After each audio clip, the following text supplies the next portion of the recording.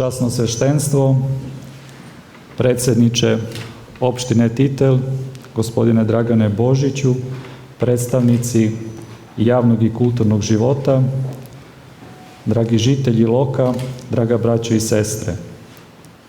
Okupili smo se danas u ovom svetom hramu po blagoslovu našeg mitropolita, gospodina Irineja, čiji blagoslov i pozdrave vam prenosim, skromno govoreći u njegovo ime. Već dugi niz godina naša sveta crkva u ove hladne januarske dane molitveno se seća događaja koji je u potpunosti promenio eparhiju Bačku, ali i svekoliki život u njoj.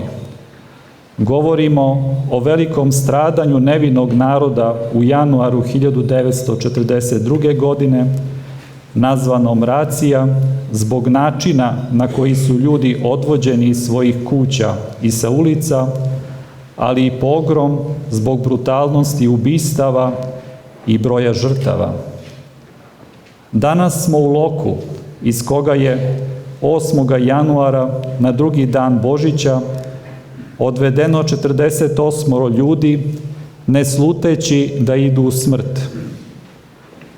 Tek kasnije, kada su pristigle vesti iz okolnih sela, postalo je svima jasno da su se oni koji su odvedeni da navodno pomognu oko ogreva nikada neće vratiti. Njihovi životi su završeni na obali Dunava ili Tise. Nije slučajno izabran period oko velikog hrišćanskog praznika Božića, koga pravoslavne obeležavaju 7. januara.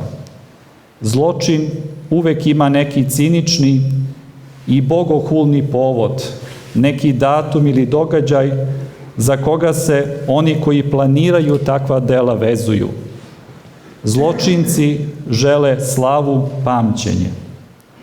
Upravo zato je pamćenje žrtava i kultura pamćenja žrtava važna. Mi prioritet dajemo onima koji zaslužuju naše poštovanje, onima koji su bez krivice, po velikoj hladnoći, satima stojeći na obali Dunava ili Tise ili ma kog drugog mesta njihovog stradanja, razodeveni sa svojim članovima porodice ili komšijama ili čak sa svojim parohijanima čekali na poslednji udah. Neki su molili za milost da budu sledeći koji će sa metkom u potiljak biti bačeni u zaleđeni Dunav. Čitave ulice i mesta stratišta bele od snega i od leda, ali i zbog nevinosti žrtava bile su ispunjena telima ljudi koji su bili sistematski ubijani.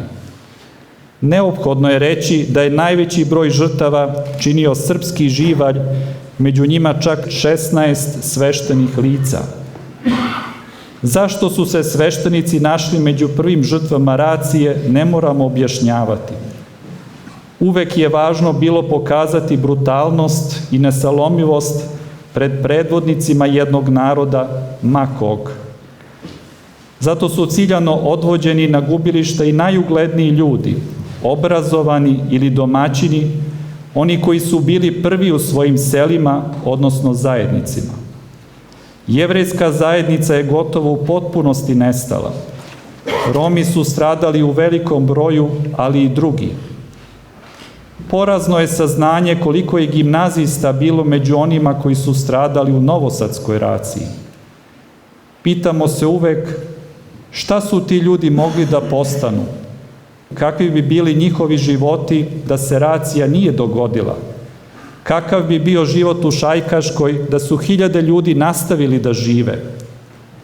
Važno je postavljati ova pitanja, dati žrtvama glas i lice i biografiju koju su imali do stradanja. Važno je i promišljati o njihovim životima koji su prekinuti, neispunjeni i nesrećni. Važno je znati i sudbinu njihovih potomaka, rođaka, koja je isto tako trajno obeležena racijom. Samo je u Bogu njihova i naša uteha, jer nikakva ljudska pravda ne može biti srazmerna zločinu. Samo su u Božjoj ruci mučenici zaštićeni od svake bede i poraza i zločina i stradanja. Mučenici bački su od onih za koje se molimo pamćenjem crkve kao sveukupnosti vernog naroda Božijeg, projavljeni kao oni kojima se molimo. Tokom proteklih 83 godine, naročito u posleratnim godinama, bilo je veoma teško održati sećanje živim, naročito javno sećanje. To je tokom proteklih decenija u molitvenoj tišini činila crkva i članovi porodica žrtava. Oni koji su mogli da svedoče nakon rata o ovom događaju su stidljivo govorili svoja sećanja, plašeći se novih vrednosti države koja je strogo kontrolisala svaki pedalj života pojedinca, naročito oni koji su bili nacionalno osvešćeni ili oni koji su imali pamćenje malo duže od novo napisane istorije. Zato je zadatak svih nas ovde da se sećanje na pogrom ne izgubi, da se neprestano molimo za duše stradalih, ali i da se molimo njima da nas bez osude pogledaju iz naručja Očevog zbog naših daljih razdora, naših netrpljivosti i osuda, naših pogrešnih odluka i kratkog pamćenja. Istorija je učiteljica života samo onim pojedincima i narodima koji je proučavaju i iz nje uče o svojim hrabrim i nadljudskim pobedama, ali i iz poraza koje smo trpili i koje trpimo. Još više treba da uvidimo šta biva kada se ne uhvatimo u koštac sa problemima i događajima koji prete, često dozvoljavajući da nas događaji preduhitre, umjesto da planiramo godinama unapred i znalački promišljamo nad svojom i sudbinom naroda. Zato smo danas ovde, da se molitveno setimo mučenika bačkih rečima: mučenici bački, molite Boga za nas. Amen.